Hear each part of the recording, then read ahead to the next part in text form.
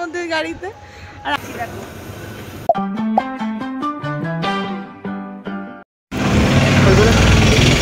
Good morning সবাইকে। আর আজকে হচ্ছে দীঘাতে ডে 2 আসার। তো সকাল এখন বাজে হচ্ছে 10টা বাজে বৌদি, না 10টা বোধহয় 9:30 বাজে। আমি আর বৌদি নিচে এসেছি খেতে। খাওয়ার এখানে নিচে দেখি চা নেই। কালকে রাতেরবেলা প্রেশার কুকারে চা রান্না হয়েছে, ছাঁকনি নেই, তাও মানে ওই রকমভাবে দিয়ে দিয়েছে কাপে করে, মুখের মধ্যে দিচ্ছি। আর মনে হচ্ছে না, হ্যাঁ বলছি মুখের মধ্যে সেই চায়ের ছিটেগুলো বাদলে ফেলে দাও। তো যা এরমভাবেই চলছে। আর একজন সকালবেলা গেছে 6টার সময় বাজারে, এখন বাজে 9:30, এখনও তার পাত্তা নেই। কী যে বাজার করে যাচ্ছে কে জানে। মানে গ্রুপের মধ্যে আসলে এই হয়। তারপরে কি বলে বাসন নেই, কিন্তু সকালবেলা নাকি ব্রেকফাস্টে লুচি আর আলুর দম হবে, এখনও জানি না হবে কি না। ময়দা টয়দা সব ছেনে রেখে দিয়েছে, বাসনই তো নেই, তা কিসে হবে। এই চলে যাচ্ছে। আর মেয়ে আর একটা বাচ্চা আছে, তাকে ওই গাড়ির মধ্যে বসে আছে। ওরা কী করছে এই গরমের মধ্যে ওই গাড়িতে। আর আমি আর বৌদি নিচে এসেছিলাম একটু চা খেতে, কিন্তু যা পরিস্থিতি চা খাওয়ার কোনো জায়গা নেই। প্রেশার কুকারই এখন খুঁজে পাচ্ছে না, চা কিসে করবে। প্রেশার কুকারে চা তো তোমরা আবার না, এখন আবার বলছে কড়াইতে চা করবে নাকি, প্রেশার কুকারে চা। যাই হোক, প্রেশার কুকারে চা কড়াইতে চা এরকম কি জন্য হচ্ছে। তো এই হচ্ছে আজকে সকালের আপডেট এখনো পর্যন্ত। তো বৌদি বোধহয় ডাব খাবে, তাই জন্য জিজ্ঞাসা করছে কত করে। শুনে শুনে দাম শুনে শুনে বলছে পরে খাবো, পরে দুপুরবেলা ডাবের। যাই হোক, পরবর্তীতে আজকে সারাদিন কি করছি তোমাদের সাথে শেয়ার করবো। এই দাদা হচ্ছে আমাদের রান্না করে। দাদা কালকেও ভালো রান্না করেছে, যদিও ভিডিওটা কিসে মাছের ঝোলটায় না কি জানি। ও আমি আবার একটু লবণ বেশি খাই, তো ওই জন্য আমি বুঝতে পারিনি।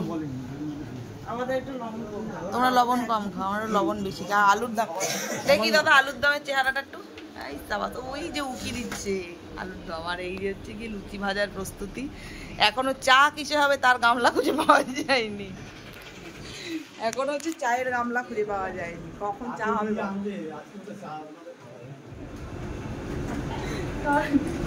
কে গেছে আনতে?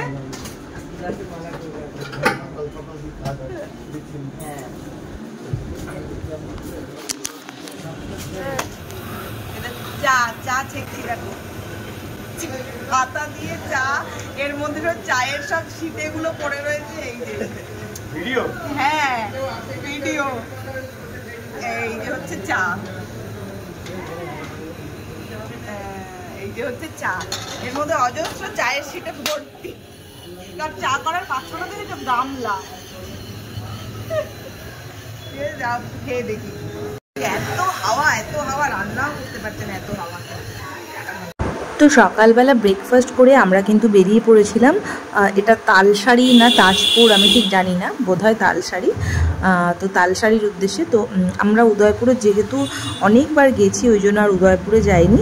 তো আমরা এই জায়গাটাতে এসেছিলাম। আর এই জায়গাটাও কিন্তু অল্প লোকজন ছিল, আর খারাপ লাগছিল না। নতুনত্ব একটা ব্যাপার ছিল, নতুন জায়গায় গেছি, তো নতুন কিছু এক্সপ্লোর করব, তো এটাও ভালো লাগছিল এই জায়গাটাও।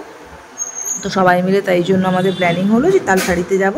তো ওই জন্যই আর কি এখানে চলে এসেছিলাম বাচ্চা কাচ্চা সব কিছু নিয়ে। এখান থেকে যাব দীঘাতে গিয়ে স্নান করে তারপরে ফিরবো হচ্ছে হোটেলে। তো সেরকমেরই কাজ হচ্ছে। আর আমরা একটা বসার জায়গা খুঁজছিলাম, তো একজন ছেলে এসে বলল যে আমাদের দোকান আছে, আপনারা ওখানে বসতে পারেন। আর ওখানে হচ্ছে খাওয়া দাওয়া যেটা খাবেন, মাছ ফাছ যেটাই খাওয়া দাওয়া হবে, তো ওখানেও খেতে পারবেন। তো সেই জন্যই আমরা কিন্তু যাচ্ছিলাম।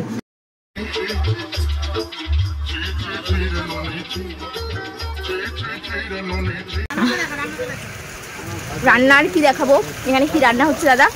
কাঁকড়া আর মাছ ভাজা হচ্ছে।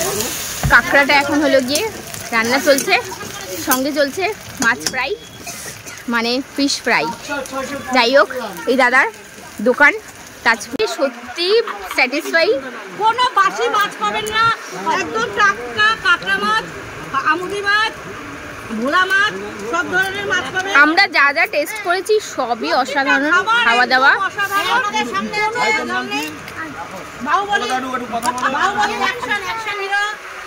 এই যে দাদা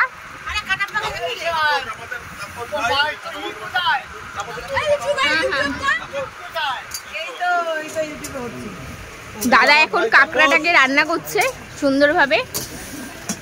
প্লাস হলো গিয়ে এটা আমুদি মাছ, তো আমুদি মাছ ফ্রাই হচ্ছে। যাই হোক, খুবই সুন্দর, খুবই সুন্দর। আর এই যে মাছ রয়েছে, আমরা এখান থেকে সব ট্রাই করেছি মোটামুটি। খুবই সুন্দর, খুবই সুন্দর। কোনো মানে হ্যাঁ, বাই বাই গাইস।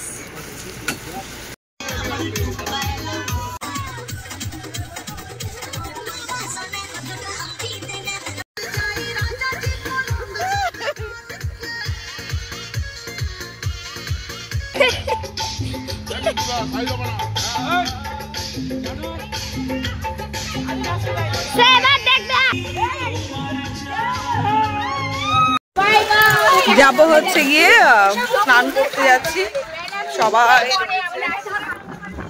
আমার ফলকে বাড়ি ঘরে সবাই রয়েছে। আমি আর ড্রেস তালসাড়িতে গেছিলাম, কিন্তু তালসাড়িটা ভীষণ ভালো একটা জায়গা লাগলো আমার।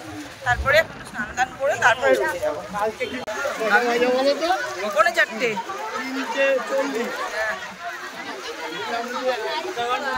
আজকে হচ্ছে সন্ধ্যেবেলায় সবাই যাচ্ছে জগন্নাথ দেবের মন্দিরে। তো এই হচ্ছে সবার আউটফিট। সবাইকে দেখো কেমন লাগছে, আর অবশ্যই কমেন্ট করে জানিও সবাইকে কেমন দেখতে লাগছে। এই তো দুপুরবেলা কিন্তু আর ব্লগ করা হয়নি, খাওয়া দাওয়া করেছিলাম। খাওয়া দাওয়া করে একটু শুয়ে তারপরে হচ্ছে বিকেলে বেরিয়ে পড়েছিলাম জগন্নাথ দেবের মন্দিরটা একটু দেখবো বলে। আর দুপুরবেলা খেয়েছিলাম হচ্ছে মাটন ছিল, একটা পুঁই শাক দিয়ে একটা ছ্যাঁচড়া ছিল, আর ছিল চাটনি পাঁপড়। তো ওই দিয়ে খেয়ে দিয়ে এবার বেরোলাম মন্দির। জগন্নাথ মন্দিরে দর্শন করতেছি, এত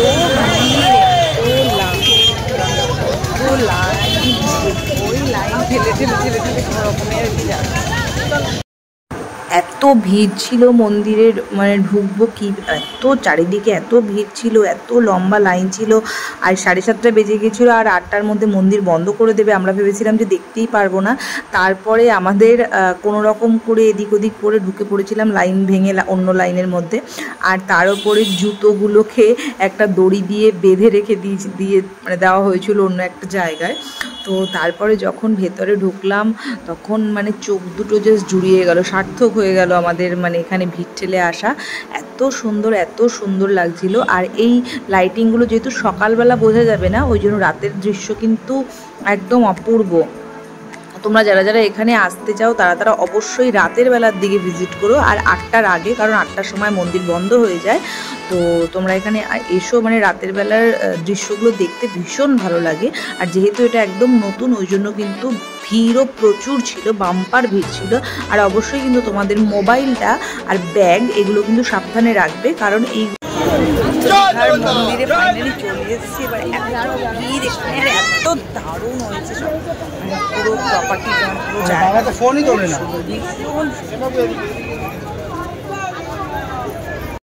তো অনেক কষ্ট করে মেয়েকে হাতের মধ্যে রেখে তারপরে হচ্ছে গিয়ে ভেতরে ঢুকে পড়লাম মন্দিরের, কারণ মেয়েকে হাতছাড়া করা যাচ্ছিল না। যদি হারিয়ে যায় তাহলে কোথায় খুঁজে পাবো? তোমরা দেখতেই পাচ্ছ কত কত ভিড়, আর সবার হাতে একটা করে মোবাইল। আমরা মনে হয় নিজেদের চোখে দেখা থেকে ক্যামেরায় দেখতে বোধহয় বেশি পছন্দ করি, তাই জন্য চোখে কম দেখছি, মানে চোখে উপলব্ধিটা কম করে হাতের ক্যামেরার মধ্যেই আর কি সব কিছু ছবি টবি দেখে বেড়াচ্ছি।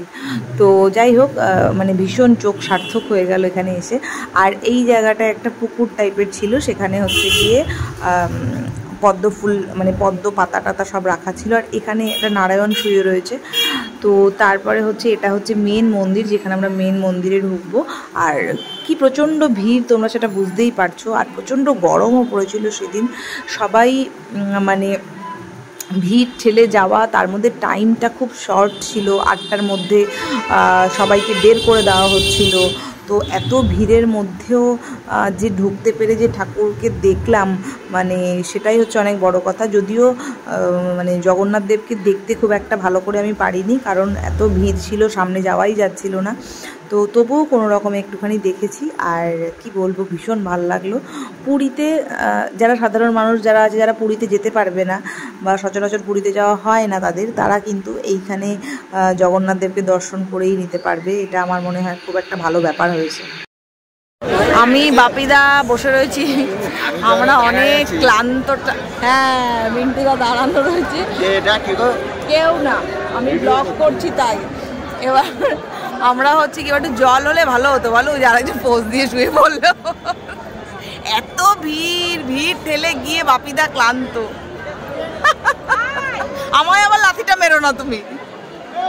নারায়ণ শুয়ে রয়েছে, শুনটু প্রচন্ড মানে ভিড় রয়েছে, আর এর মুখে একটু জল খাবো, এত জল শুয়ে পড়েছে।